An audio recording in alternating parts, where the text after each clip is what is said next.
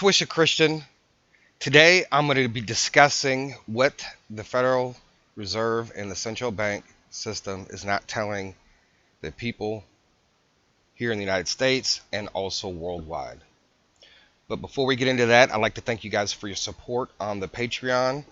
Go ahead, the link is down below in the description if you guys want to support and keep a watch of this global currency reset. Also, too, when you do support it, helps support my animation project too as well. And we discuss other things, other opportunities on the Patreon. We have a lot more coming on Patreon in the next 3 to 4 days. So we're going to go ahead and get into, what's going on. And I'm going to read this article to you. This is an article that I found, and it's entitled, "What the Fed Not Telling Us. Fears of Economic Instability After Central Bank Intervention Spikes. A financial system that requires over 100 billion of liquidity injections every day, temporary, permanent, or otherwise, has major issues." Okay, now guys, I've been telling you, if you guys have been following me, you guys been watching every single video, you know that I've been presenting article after article about the coming global currency reset. I've talked about the gold, I've talked about the economic collapse and some of the more important issues. And it's not just here in the United States, it is actually worldwide. I've showed you issues with the India Central Bank and other central banks around the world in my videos. But I'm going to go ahead and get into this. A number of financial experts and investors are sounding the alarm over the Federal Reserve's recent infusion of cash into the market and warning that the actions by the central bank could be the precursor to economic crisis. On October 22nd, the Fed pumped in 99.9 billion in temporary liquidity into the market to ease stresses brought on by the tightening credit market. 2 days later, on October 24th, the bank upped that to 134 billion. What the Fed not telling us, wondered Northman Traders 7 Heinrich. Okay, so he's looking at some numbers and he's questioning, what the central bank isn't telling the government and the people. The Wall Street Journal explained the Fed actions. Fed repo interventions taken Treasury and mortgage securities from eligible banks in what is effectively a short-term loan of central bank cash, collateralized by dealer-owned bonds. The Fed's interventions are aimed at ensuring the financial system has enough liquidity and short-term borrowing rates remain well-behaved. Permanent buying expands Fed holdings and further reduces the risk money market volatility. Heinrich explained that his concerns over the intervention is an opinion piece for the Market Watch on Saturday. These actions are surprising, wrote Heinrich. What stable financial system requires over 100 billion in overnight liquidity injections? The Fed did not see the need for these actions coming. It's reacting to a market that suddenly requires it. For markets expert Guy Adami, the Fed expansion of liquidity through the interventions is worrying. Fed's temporary overnight repo operation is going from an insane 75 billion to 125 billion, tweeted. In quotes, "I'm sure it's nothing." Financial observer Grigori Menarino echoed those concerns on Twitter. The system is running out of liquidity. They are desperate to prevent a credit freeze, complete lockup of the financial system, complete meltdown. The amount of capital in play, said Twitter user Hong Pong, could be used for more progressive purposes and shows how much money there is to play with. This totally mysterious spike in money printing is 2/3 of the size estimated required to delay climate change by 20 years, he said. As Heinrich put it on Twitter, the constant injections of cash indicate a deeper issue with the stability of the system. I'll go out on a limb here, but a financial system that requires over 100 billion of liquidity injections every day, temporary, permanent, or otherwise, has major issues. Okay, so what they're saying is that there's some issues going on. There are issues that they are not discussing openly about the concerns of not just the United States economy, but also worldwide economy.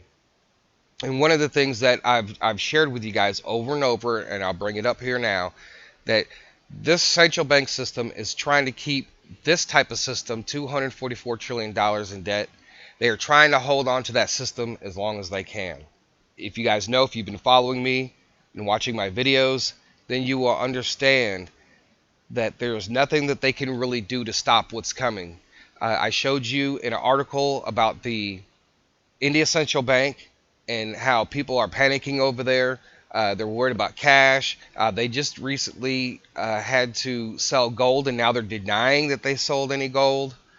So there's a lot of issues. There are other central banks that are getting ready to crumble. Just the whole banking system itself, it just can't maintain what we have currently, and it's not good for our current updated economy. When this new system took place, we didn't have the internet, we didn't have certain things. And I've told you time after time what the President of the United States is pushing for. He's pushing for a gold-backed system. And I'm getting ready to show you in my next video that I come out with after this one, within the next 24 hours, that other governments are telling their people something different. You're not going to hear it from mainstream media here in the United States. And it takes a lot of deep research to really find out these things. It takes looking every single day. The information and the things that I've seen, it's all pushing towards, and I've shared a lot of it in my videos, that this is what we're going for. This is the economic collapse. And I've told you guys in my past videos, if it takes an economic collapse worldwide in order for the global currency reset to take place, and if it's the things that you guys are invested in currency and in other stocks and things, if it takes the system to crash in order for it to happen, well then so be it. But I think that's somewhat where we are headed to. I don't know what the United States could do to try to stop it. I think that's one of those things that either it's engineered or that it just can't maintain that much debt and keep giving out bad loans, and the taxpayer system just feeding the central bank system. It just can't maintain it anymore. All right, and I'm just going to read some articles just by typing in central bank in Google. Lebanon is days away from economic collapse, says central bank governor. Argentine central bank cuts dollar purchase limit sharply as forex reserves tumble. And that's what I was telling you earlier. India central bank denies reporting of selling gold from reserves. Will central banks prevent recession and push gold down? Central banks are still missing their inflation targets. Tunisia central bank keeps key interest rate steady. Chile central bank cuts benchmark rate to 1.75% amid protests. Singapore central bank chief sees slow economic recovery. European central bank members voice concern over its negative rate policy. Angola drops currency trading ban, weakening Kwanzaa. Turkey's central bank slashes rates as sanctions threat fades. Brazil's central bank chief sees room for more rate cuts. Now this is interesting. Swiss central banks makes $388 million from negative interest. Wow, that's very interesting. Right? How do you make money from negative interest rates? Maybe negative interest rates are a good thing. Why do central banks keep buying gold? And I've discussed that over and over and over. We already know. Okay, so I just went through a series of articles, and these are just recent articles. These aren't articles that go back 6 months.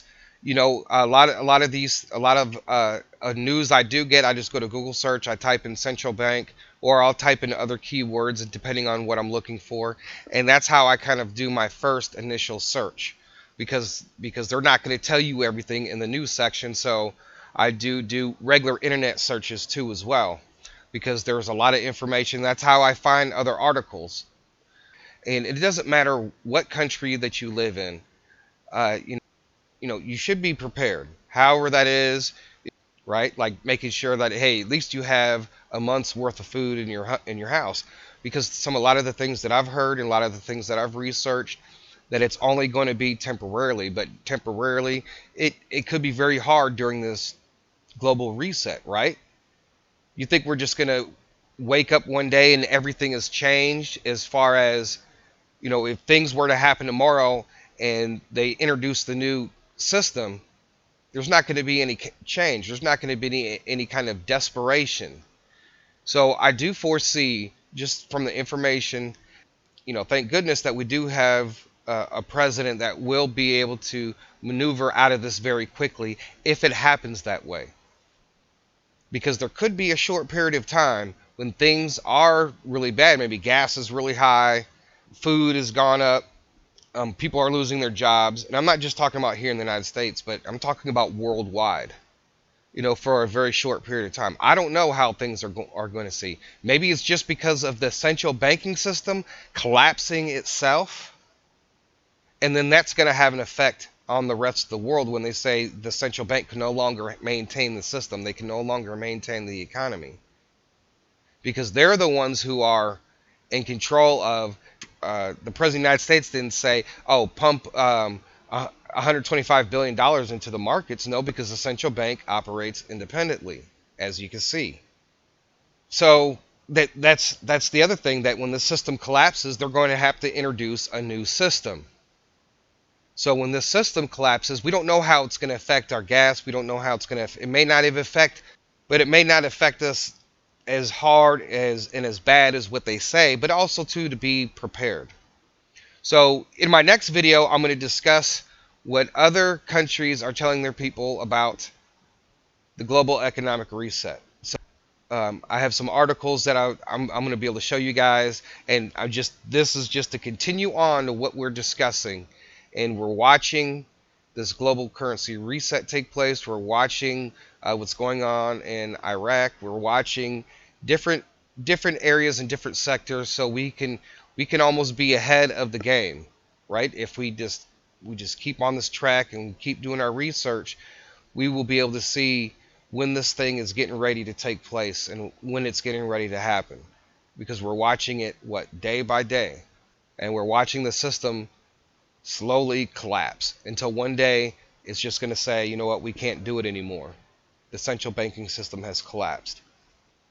So those, I just presented different scenarios too as well, because I don't know how it's going to take place. I just do the research and put it out there, and then we go from there. All right, guys, don't forget to like, share, and subscribe. And with that being said, Twisted Christian out.